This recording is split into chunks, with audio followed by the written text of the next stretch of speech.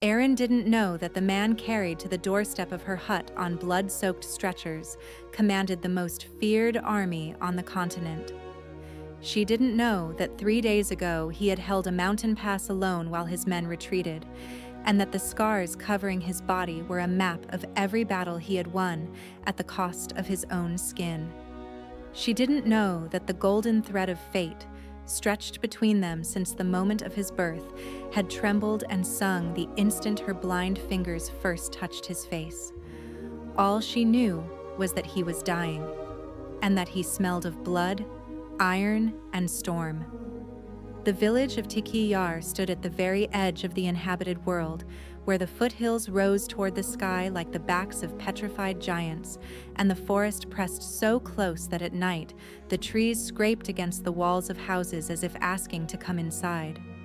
200 souls, if you counted the elderly, the children, and Airin, whom half the village didn't count at all. 200 souls living on fishing, goat's milk, and a superstitious fear of everything they couldn't understand. Airin they did not understand. She had been born blind. Not from illness, not from injury, simply blind. She had eyes, pale gray, almost white, like a winter sky before snowfall, but they did not see, had never seen. The midwife who delivered her told her mother, "A curse." The village elder, upon learning, said, "A burden." Her mother, holding her in her arms, said, "Mine," and listened to no one after that. Her mother died when Airin was 12, a fever, swift and merciless as a knife. After her came the hut on the edge of the village, small, crooked, smelling of dried herbs and loneliness, and the gift. Her mother had been a healer, not the kind who brewed remedies from recipes and applied poultices, the kind who placed hands on a wound, and the wound closed, the kind who sensed illness before it showed. The gift passed through the female line, mother to daughter, like eye color or the shape of fingers. Airin received it in full measure, and even as the village whispered in excess, her hands healed. This was fact, as indisputable as water flowing downhill or the sun rising in the east. She touched a wound, and the edges drew together. Touched an inflamed throat, and the fever left. Touched a broken bone, and it knit in hours instead of weeks. But the gift demanded a price, as everything real demands a price. Each healing took part of her strength. After serious wounds, she lay for days, white and still as snow on a windowsill. After she pulled old fisherman Bryn back from the other side, cardiac arrest in the middle of the market, in front of everyone, she couldn't get up for a week. And the village that had carried Bryn to her, weeping and begging, didn't speak to her for 2 weeks afterward. Because a gift was one thing, a curse was another. And the line between them, in the opinion of Tikiyar's residents, was determined not by results, but by fear. They feared her, and came, and feared, brought sick children, and crossed themselves on the threshold, asked for help, and wouldn't meet her eyes, left food at the door like an offering and walked away quickly, as if you could catch something incurable from a healer's hut. Airin got used to it, got used to footsteps that slowed at her fence and quickened passing by, to whispers that died when she appeared and flared when she left, to children's taunts, blind witch, delivered from a safe distance, because taunting a witch was frightening, but not taunting one was boring. Got used to the loneliness she wore like a second skin, not warm, not comfortable, but familiar. She was 23 years old.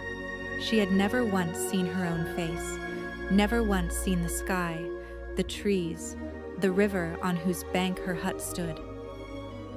She knew the world by touch, by smell, by sound, and that world was full and complex, just different. She knew that grass after rain smelled different from grass in sunlight, that every tree had its own bark texture, birch like paper, oak like old leather. That the footsteps of a happy person sounded different from those of a person carrying grief. The first, light, slightly bouncing. The second, heavy, with pauses, as if the earth were pulling them down. The footsteps she heard that evening were the steps of people carrying death, not their own, someone else's. Heavy, uneven, with the crunch of gravel under boots, the clank of metal, with breathing, ragged, hoarse, driven, many feet, 4, 6, 8 pairs, and between them, silence, a void. The body they carried made no sound. Airin rose from her chair, setting aside the bundle of St. John's wort she had been sorting. Her fingers, long, thin, with sensitive pads that served as her eyes, trembled. Something had changed in the air. Something had shifted, the way pressure shifts before a storm. She felt it not on her skin, deeper, in the place where breath turns back, where the thing that has no name lives. A knock at the door. No, a blow, a fist, rough, desperate. Healer, a man's voice, low, strained, raw. Open up. For the love of all that's holy, open. Airin opened the door. The smell hit first. Blood, thick, coppery, hot. A great deal of blood, so much that Airin stepped back, not from fear, but from the force of the smell, its density, the way it filled the entire doorframe and crawled inside like a living thing. Behind the blood, sweat, dirt, horse lather, wet armor leather, and beneath it all, something else. A smell she didn't know. Smoke, steel, storm. Something wild and hot, like embers covered in ash. He's dying, said the voice. We've been marching 3 days. The army surgeons couldn't help. We were told there's a healer here. Please. That last word, please, was spoken by a man unaccustomed to asking, who perhaps hadn't spoken that word in years. It came from his throat like a bone stuck sideways, with pain, with difficulty, with a desperation stronger than pride. Bring him inside, said Airin. They brought him in, 6 men, judging by the footsteps, heavy, military, in boots with metal studs. They laid him on the table Airin used for working with herbs, wide oak, smelling of mint and wormwood. The table groaned under his weight. Everyone out, said Airin, except one. I need someone to tell me what happened. Footsteps, the sound of the door. Silence, but not complete. One remained. His breathing, even, controlled, the breathing of a soldier who knew how to wait. I'm Lieutenant Bren, he said. This is Commander Kieran Wolfe, Supreme Commander of the Northern Army. The name fell into the silence of the hut like a stone into a deep well. Airin had never seen faces, didn't know crests, didn't read newspapers. There were none in Tiki Yar. But even here, at the edge of the world, they had heard the name Kieran Wolfe.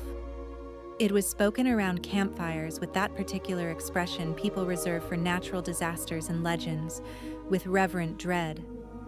The commander who had united the scattered units of the North into an army, who had marched from the coast to the Iron Mountains, leaving silence and order in his wake, whose face, they said, was covered with scars so thick you couldn't make out the man beneath them, whose wolf, the inner beast, was so enormous and fierce that even other alphas couldn't endure his presence. They said he knew no mercy. Now he lay on her table and wasn't breathing. No, he was breathing. Barely. Faintly. So quietly that Airin had to lean in to catch the wheeze escaping his chest like air from a punctured bellows. Her fingers found his body. She started at the shoulders, broad, stone-hard even in unconsciousness, and moved her hands downward. Scars, dozens of scars. Her fingers read them the way a blind person reads a book, slowly, attentively, with the focused attention that replaces sight. A long, jagged one, shoulder to elbow, right arm. Healed unevenly, field treatment, no stitches. A round, sunken one, left side of the chest, an arrowhead, clumsily extracted. 3 parallel lines across the ribs, claws, not wolf, bear, judging by width and depth. His body was a chronicle of wars, written in scars instead of words. But what was killing him now lay deeper than scars. Airin placed both palms on his chest and closed her eyes, a meaningless gesture for a blind woman, but habitual. It helped her focus, to cut away the other senses and leave only her hands. Only the gift. And the gift answered.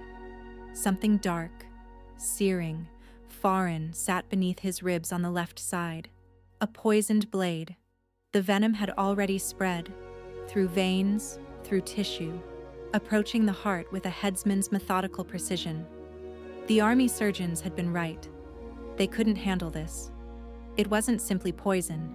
It was magic, dark, ancient, forged into a blade to kill what ordinary steel could not. Before we continue, hit like. It tells me you enjoy stories like this. Airin removed her hands, for a second, 1 second, to comprehend the scale of what lay ahead. Poison, she told Lieutenant Bren. Magical, it's in his blood. If I don't draw it out within the next few hours, it will reach his heart. Can you? A pause. Airin knew she could. She also knew it might kill her. Poison of this strength was no cut, no fever. To draw it out, she would have to pass it through herself, through her gift, through her body, through that part of her that healed, and that part might not survive. I can, she said. Leave. Close the door. Don't come in, no matter what you hear. Bren didn't argue. Footsteps. Door. Silence. Airin was alone with the dying commander on a table that smelled of mint. She placed her hands on his chest. Left, over the heart. Right, over the wound she could feel. Ragged, inflamed, hot as a small volcano beneath the skin. And she pulled. The pain came immediately. Not his, hers. The gift worked this way. To heal, you had to take it on. Not the whole illness, not the whole wound, but enough. The way a lightning rod takes the strike so it doesn't hit the house. Airin became the lightning rod. The poison surged into her, hot, black, furious, and she clenched her teeth and didn't let go. She held her hands on his chest, feeling the gift draw the venom from his blood drop by drop, thread by thread, the way you pull a splinter from inflamed flesh. Slowly, painfully, necessarily. Time lost meaning. There were only her hands, his body, and the darkness between them. Darkness she was drawing out, absorbing, grinding inside herself, turning poison into nothing. Sweat rolled down her face. Her hands shook. At one point she felt the floor tilt. Or perhaps she was the one tilting. But she didn't stop. Couldn't stop. If she stopped, the poison would return. Everything would be for nothing. She didn't know how long it took.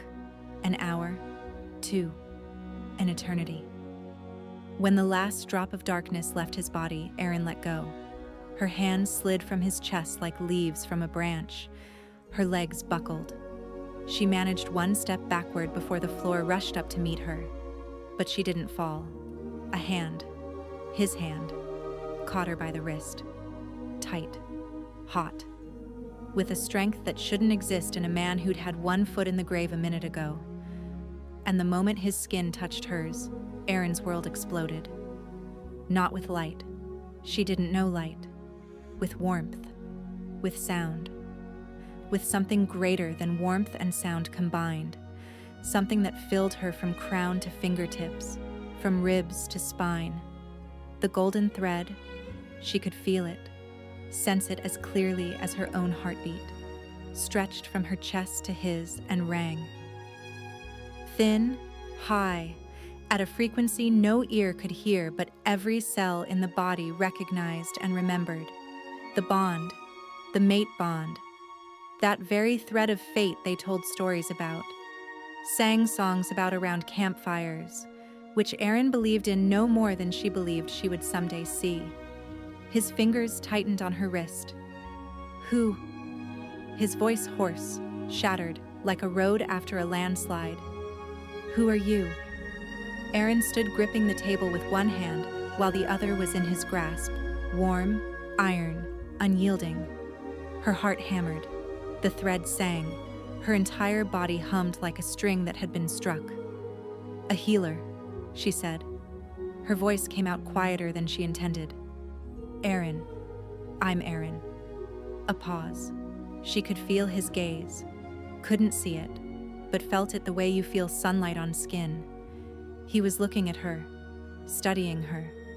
His breathing, barely detectable a minute ago, had grown deeper, steadier. He was returning to life, and the first thing he did upon returning was hold her hand and not let go.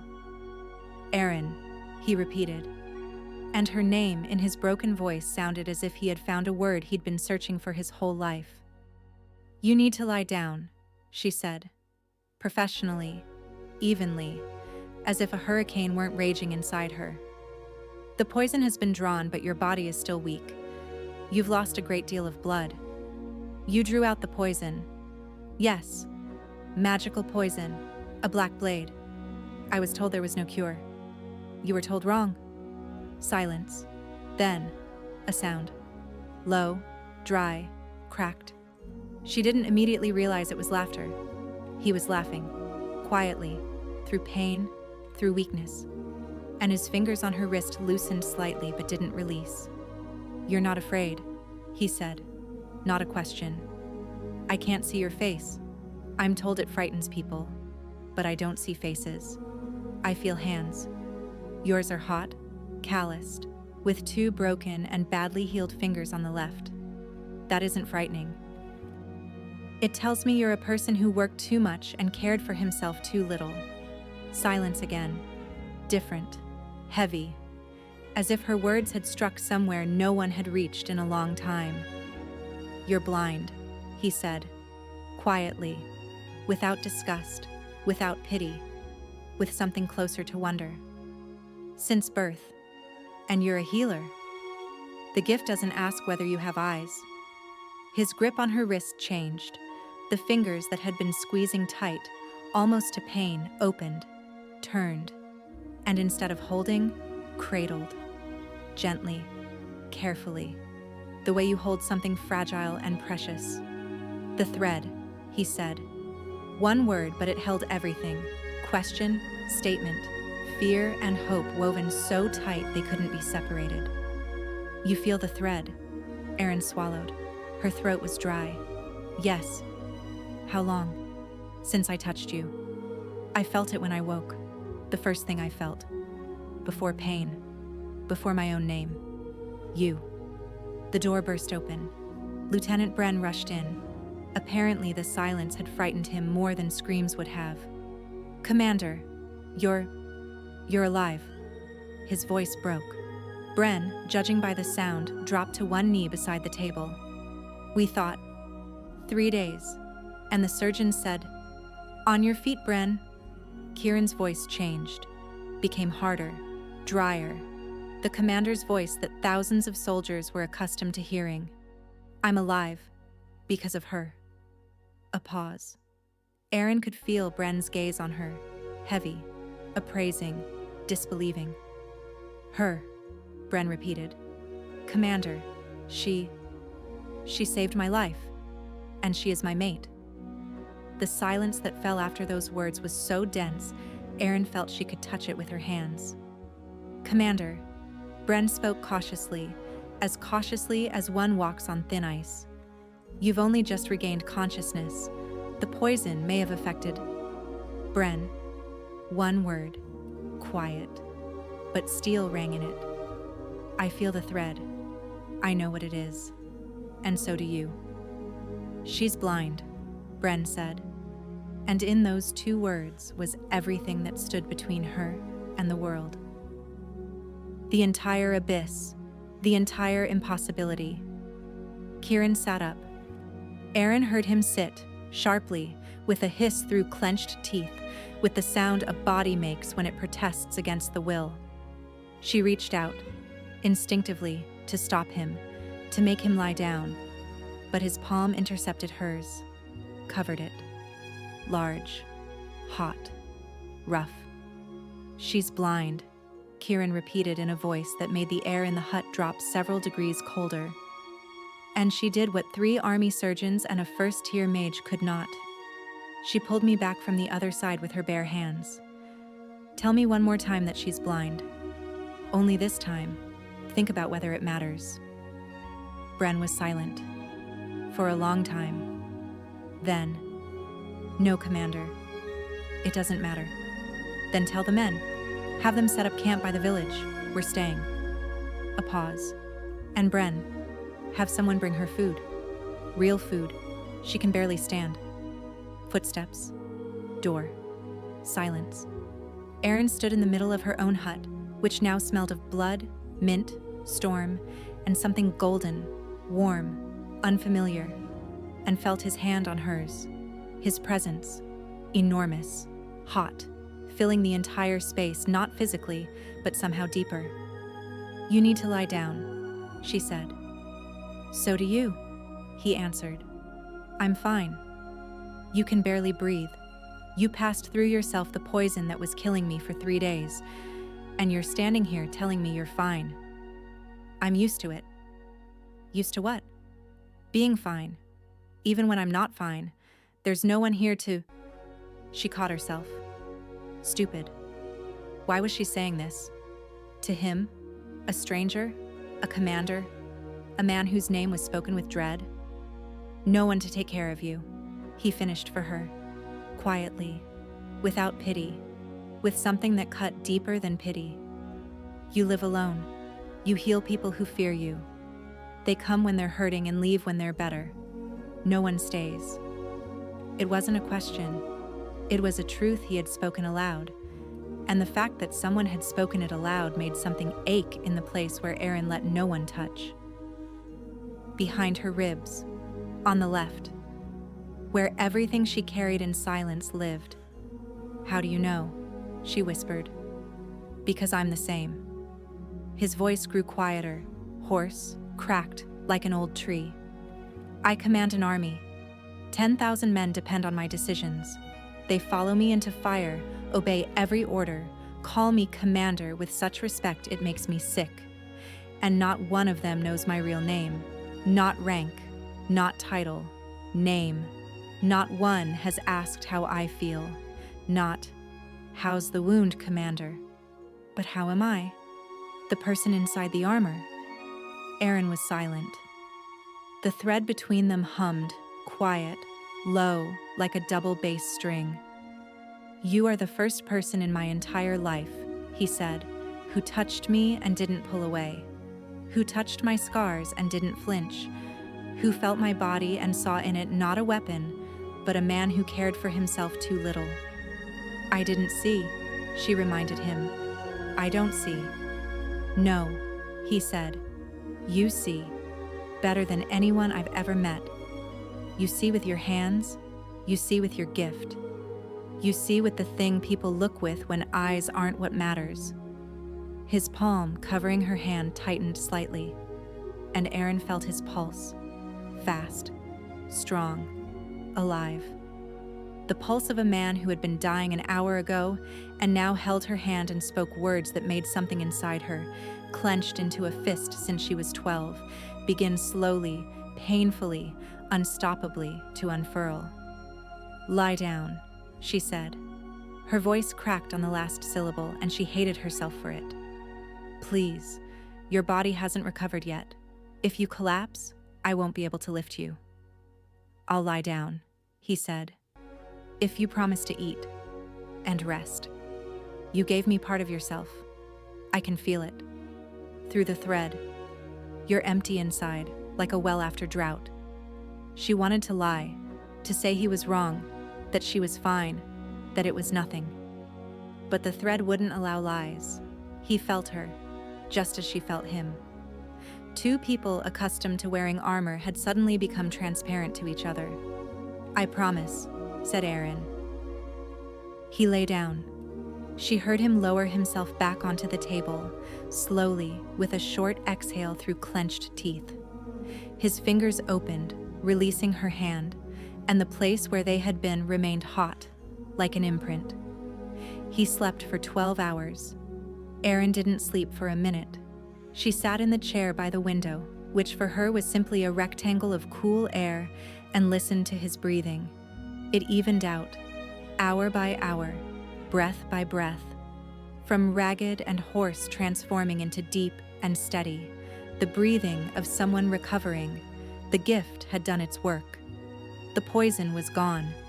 His body was restoring itself with the speed characteristic of shifters, faster than human, but not instant. Wounds were closing. Blood was renewing.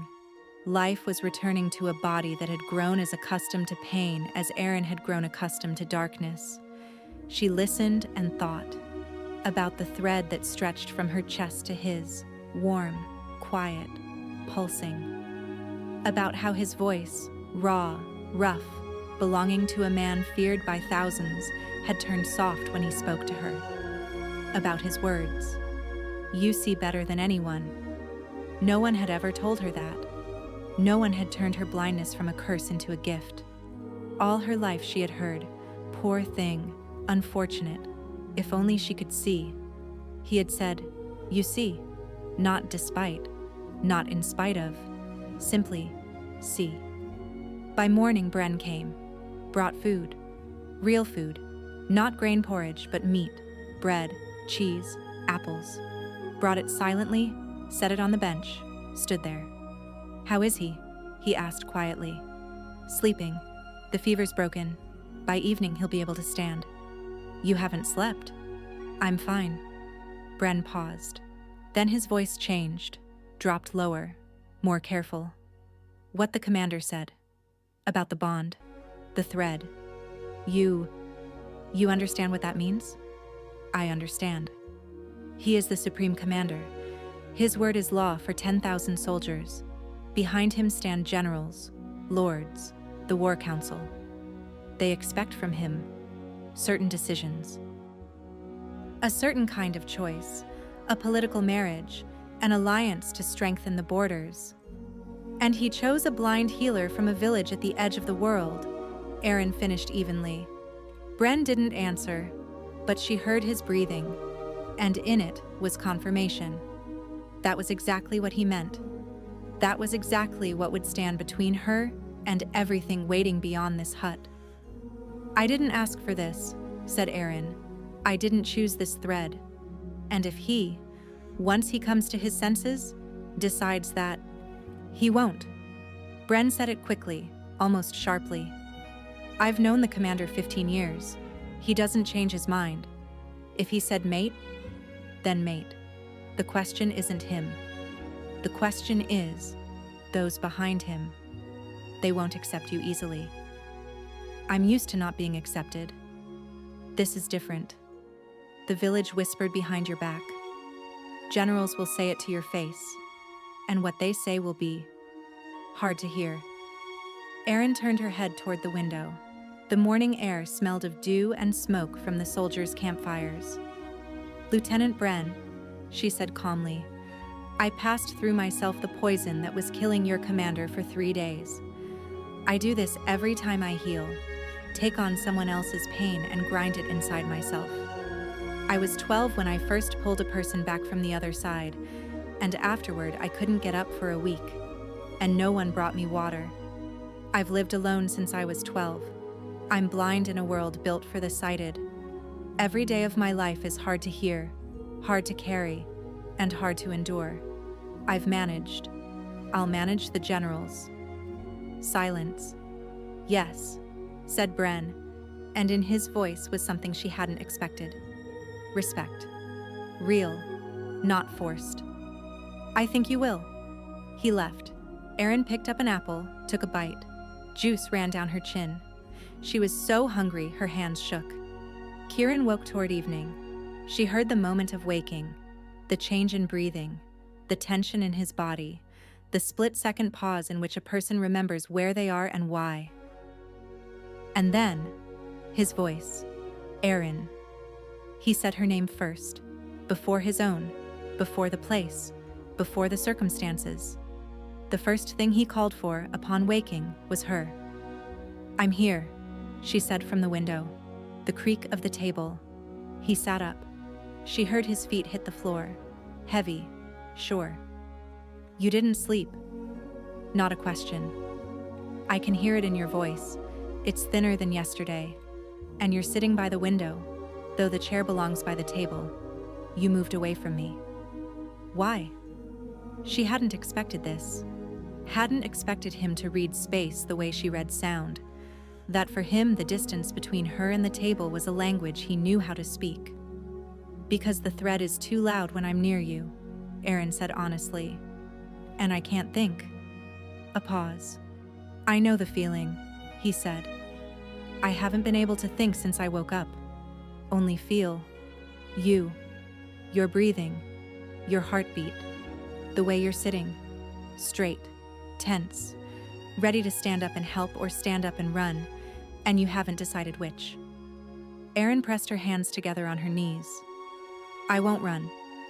"But you want to?" "Part of me? Yes. The part that's used to being alone. That learned it's safer not to let anyone close. That everyone who comes close eventually steps away. That part wants to run. The other part?" She fell silent. "The other part?" His voice grew quieter, closer. He had stood, was walking toward her. She heard every step, heavy but careful. He walked slowly, giving her time, giving her a choice. "The other part," Airin whispered, "hasn't felt cold for the first time in 11 years. He stopped before her, close. She felt the heat of his body, like a furnace, like a bonfire, like the sun she had never seen but always knew by its warmth. "May I?" he asked. And in that word was everything his reputation lacked.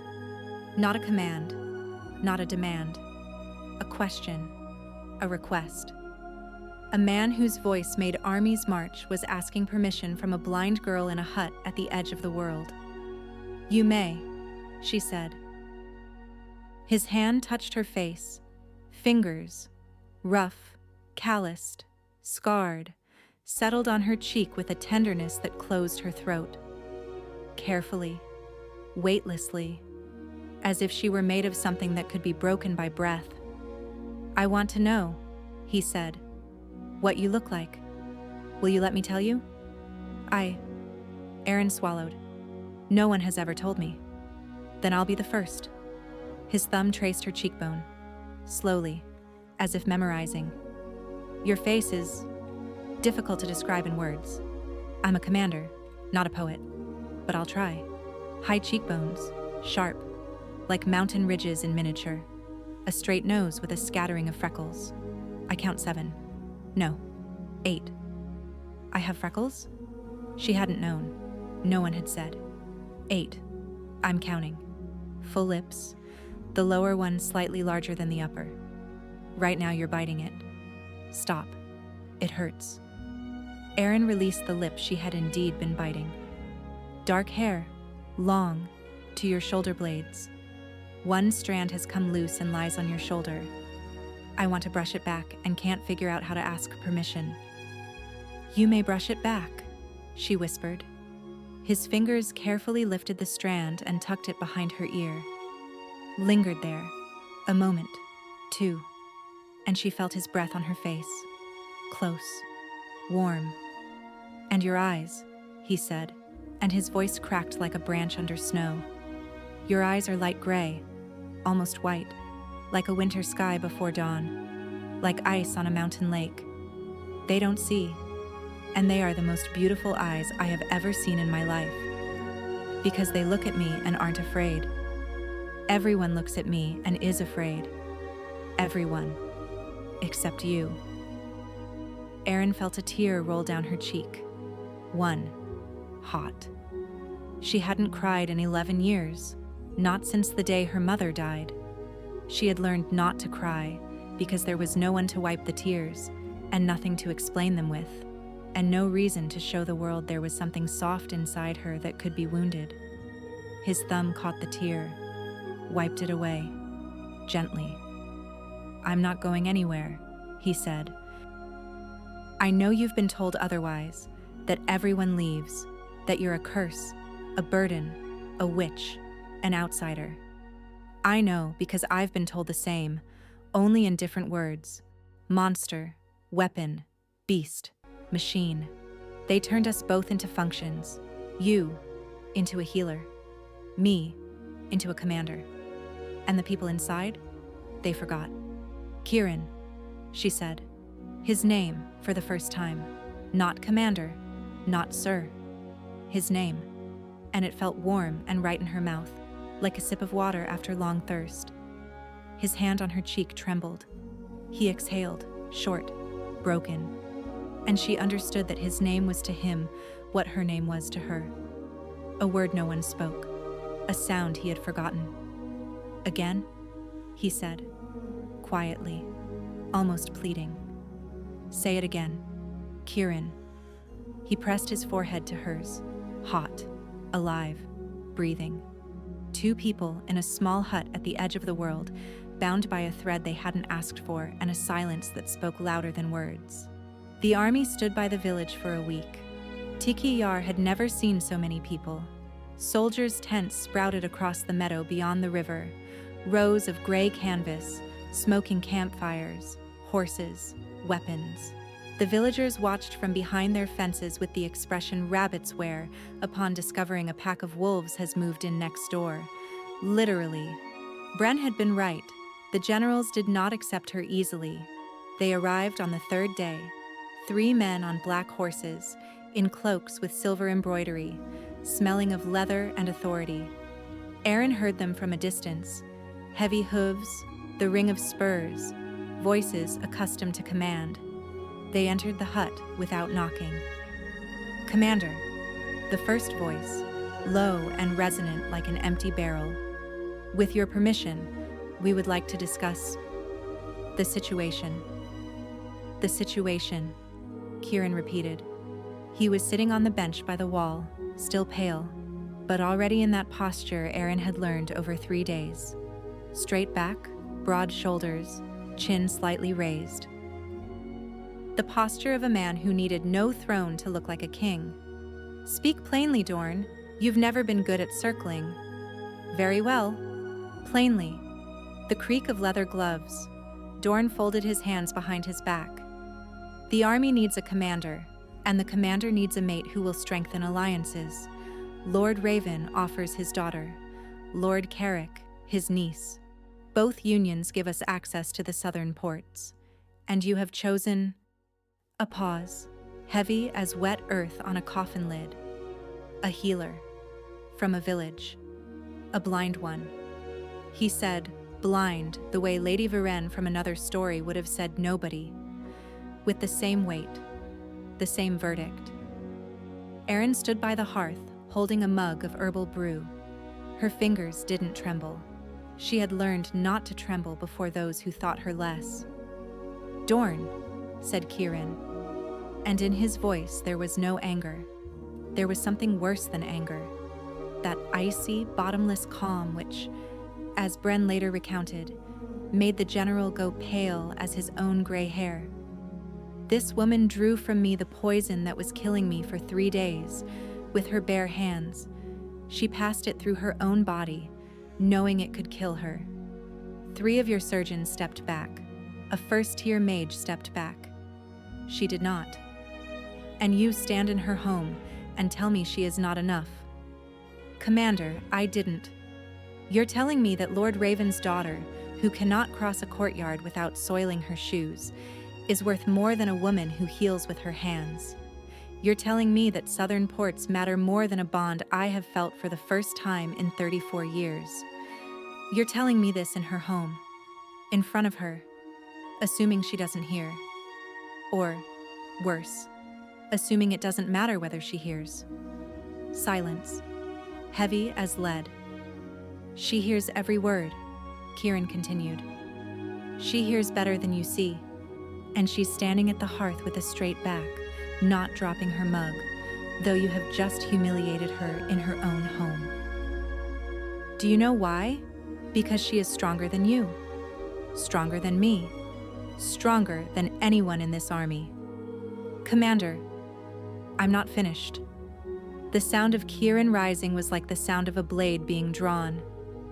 We will take the southern ports, without Lord Raven and without Lord Carrick.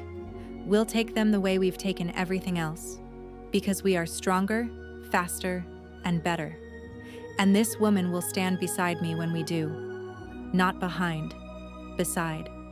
And if any of you, generals, lords, or court jesters, dares to look at her the way you just did, I will know.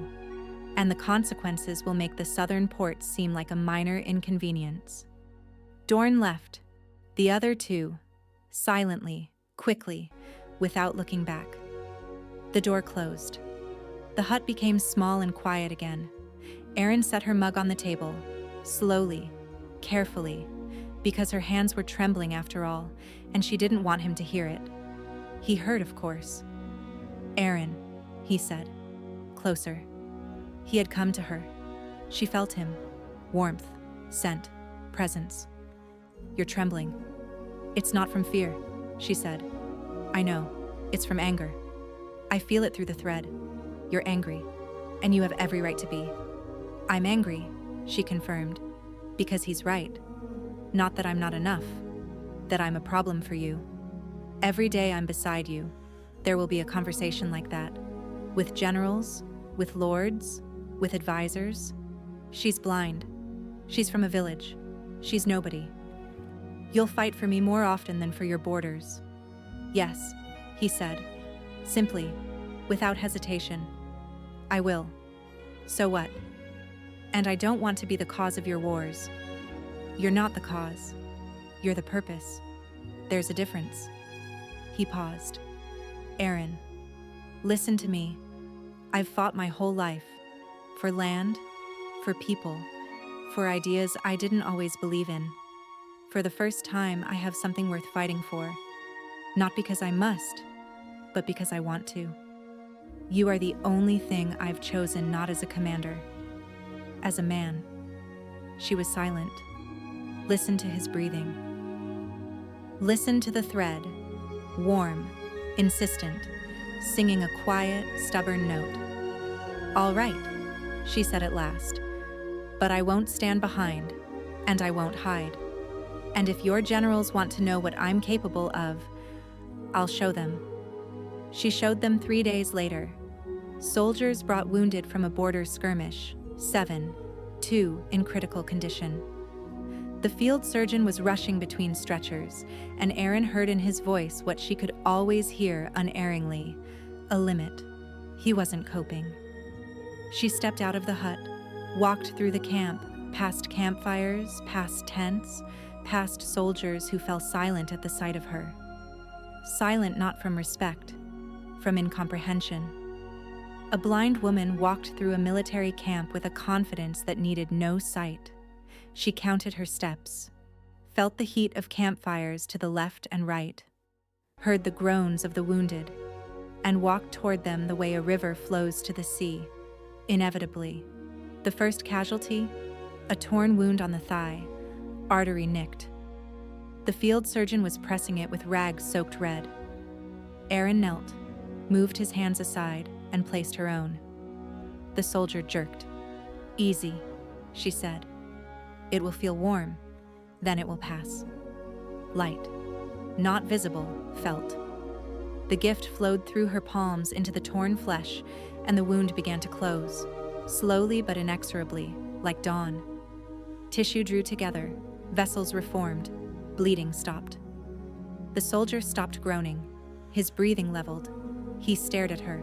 She felt his gaze, wide-open eyes, and said nothing. She moved to the second, the third, the fourth. Each time, hands on wound, gift outward, pain inward. By the fifth, her head was spinning. By the 6th, darkness closed in on her hearing, though there was nowhere further to darken. By the 7th, she was holding on by pure stubbornness, the same stubbornness that had carried her through 11 years of solitude to this moment. When she finished, the camp was silent. Not the silence of incomprehension, the silence of awe. 200 soldiers stood watching as a blind woman rose from her knees, pale as a winter sky, with hands stained in others' blood, and did not fall. Did not fall, though she should have. Did not fall because she knew, if she fell here, in front of them, they would remember the fall. And she needed them to remember something else. She took 3 steps, 4. On the 5th, her legs buckled. Kieran caught her. Of course. He had been standing behind her. She hadn't heard him approach, but felt through the thread. He had been near the entire time, watching, not interfering, letting her do what she needed to do, and ready to catch her. His arms, large, hot, rough, scooped her up as if she weighed no more than a feather pillow, pressed her to his chest. She felt his heart, fast, strong, beating right beneath her ear. "Idiot," he said quietly, for her alone. Stubborn, selfless idiot. They needed to see. They saw. At the cost of you nearly killing yourself.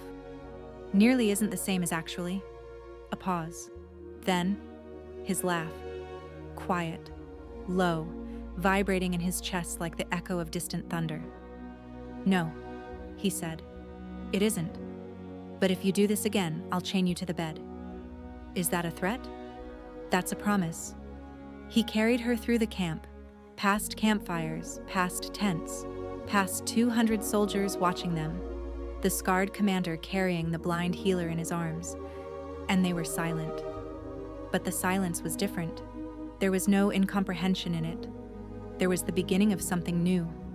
One soldier dropped to a knee, then a second, a third, like a wave, slow, quiet, unstoppable, from the first row of tents to the last.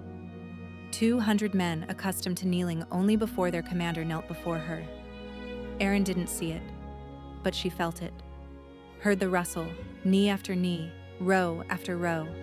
Heard the breathing, steady, reverent, and felt through the thread how something inside Kieran shifted. Something he had kept locked so long he had forgotten what it looked like open. Pride. Not a commander's pride. A human one. "Do you hear?" he whispered. "I hear," she whispered back, and tears ran down her cheeks, the second time in 11 years, and she didn't wipe them away. Not here. Not now. These tears were not from pain. 3 months later, in the main tent of the Northern Army, before a formation of generals, lords, and 1,000 soldiers, Kieran Wolfe declared Airin his mate, officially, with witnesses. General Dorn stood in the front row, silent. 3 months ago in the hut he had seen a blind girl. Now he saw a woman who in those months had healed 47 soldiers, who had organized a field hospital, a real one, with herbs, with schedules, with assistance from local villages she had trained herself, who walked through camp unerringly, avoiding every stone, every rope, every tent stake. And soldiers had stopped falling silent when she appeared and started greeting her instead. Who knew every patient by name and remembered whose knee ached before rain and who had nightmares after Iron Pass? Dorn looked at her and said nothing, because there was nothing to say. She had proven everything without words. When Kieran spoke her name before the formation, "Airin, my true mate, my fated bond," 1,000 soldiers struck fist to chest, not by order, by choice. The sound rolled through the tent like thunder, muffled, heavy, unanimous, a sound Airin felt not with her ears but with her whole body, her ribs, her heart, the thread. Dorn struck fist to chest last, but he struck. That evening, when the tent had emptied and the campfires beyond its canvas walls burned a quiet orange glow, Kieran found her at the entrance to the field hospital. She was checking the bandage on a young soldier's arm. He had managed to cut himself on his own sword during training and was now blushing so fiercely that Airin could feel the heat of his face from a palm's distance. "Done," she said, tying the knot. "Take it off in 2 days, and next time, grip the hilt tighter." "Yes, ma'am. Thank you, ma'am." "Ma'am." 3 months ago, it had been, "Hey, healer." 2 months ago, "Miss Airin." 1 month ago, "Ma'am." Small shifts, small victories. Airin collected them the way she collected herbs, patiently, one stem at a time. The soldier left. Kieran approached. She recognized his footsteps out of 1,000. Heavy, sure, with a barely noticeable unevenness on the left leg where the old thigh wound reminded him of itself in damp weather. "You didn't eat again," he said. "I ate. An apple. 1. This morning. That's not food. It's a fruit. A fruit is food." Airin. Kieran. Silence. Then his hands, on her shoulders. Turned her to face him. Drew her in. She pressed her forehead into his chest, into that spot between the collarbones that smelled of leather, smoke, and storm, and which over 3 months had become for her what the word home meant to other people. "Thank you," he said into her hair, "for today, for everything. You don't have to thank me, it's what I am." "That's exactly why I'm thanking you." She raised her head. Her sightless eyes, gray, wintry, like the sky before snowfall, looked toward where his face was. She couldn't see it, but she knew it, knew every scar, by fingertip, every line, by the pads of her fingers, knew the dimple on his chin that appeared when he clenched his jaw, knew the line of his brows, thick, dark, which drew together at the bridge of his nose when he was angry and lifted slightly when she said something that made him forget to be a commander and remember how to be a person. She knew his face better than anyone on earth, because those who could see saw scars. She felt the man beneath them. "I love you," she said, for the first time, aloud. Words that had been building for 3 months, rising slowly like water in a well after long drought, and had finally overflowed. His hands on her shoulders tightened. His breath stopped. Through the thread she felt an impact. Not pain, not shock. Something enormous. Something that wouldn't fit inside a chest and was tearing its way out. He was silent. 1 second, 2, 3. And that silence was louder than any words. "Say it again," he said. His voice broke. This man, whose voice never broke under fire, whose voice led thousands into battle and never once faltered, broke on 3 words from a blind healer. "I love you." He kissed her. Not carefully, not the way he had touched her in those first days, as though she might shatter. Deeply, desperately. Like a man who had been drowning for 34 years and had finally broken the surface. His hands in her hair, on her back, on her face, were everywhere, and the thread between them sang so loudly that Airin thought the whole camp must hear it. "I love you," he said, pulling back. Forehead to forehead, breath to breath. "I didn't know those words before you. I knew order, duty, border, retreat. But this, I didn't know. You taught me. I didn't teach you anything. You taught me everything, by staying, by not being afraid, by placing your hands on my body, this body, scarred, broken, ugly, and not pulling them away." "It isn't ugly," Airin said, firmly, as fact. "I've touched every one of your scars. Each one is a time you could have died and didn't. Each one is someone's life you saved by standing in the way. Your body is not ugly. It's brave. And my hands know that better than anyone's eyes." He fell silent. for a long time, held her so tightly she could feel every breath he took, every beat of his heart. And through the thread, through that golden, warm, invisible thread binding a blind healer and a scarred commander, she felt what he couldn't say in words: gratitude, peace. For the first time in 34 years, peace. The evening camp hummed, campfires burned. Soldiers sang, an old northern song about a wolf who walked through a blizzard and found light. Airin sat by the fire, and Kieran sat beside her, shoulder to shoulder, as he had promised, as was right. Bren added wood. Somewhere in the field hospital, her assistant Mira was bandaging the last patient of the day. In the village of Tiki Yar, the old herb woman Airin had trained for 3 weeks, was seeing her first patients on her own, and managing. The world hadn't become perfect. The generals still grumbled, more quietly, but still grumbled.